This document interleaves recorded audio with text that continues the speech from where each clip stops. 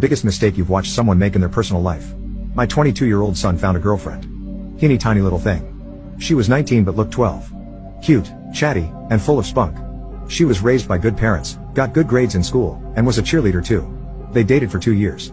Toward the end of that period, she made some very bad friends and began experimenting with substances. My son didn't want to join her on that road and they broke up. A couple of months later, her parents convinced her to get out of the house she was living in after an arrest, but she refused to live with them. She begged her parents to let her live with me. This came as quite a surprise to me.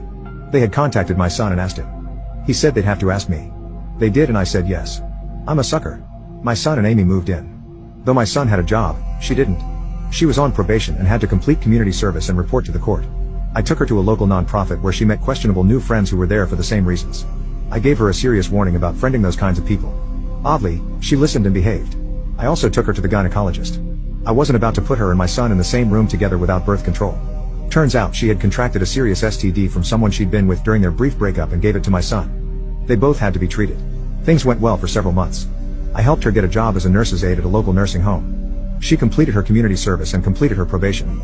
She became the daughter I never had and I was quite fond of her. There were several times my son annoyed me enough for me to want to kick him out, but I didn't mind her at all. She gained a little weight, was almost always cheerful, but when she'd get moody or grumpy over nothing, it actually made me laugh. A day came, however, when the two of them were becoming a pain and I told them it was time to go. They were both working, had cars, and were paying their bills. It was just time. They moved out. That lasted about another 4 months. They broke up, my son moved out, and she moved back to the bad people.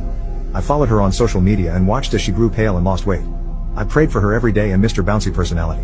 One morning, one of her friends posted on her social media account a request for prayer.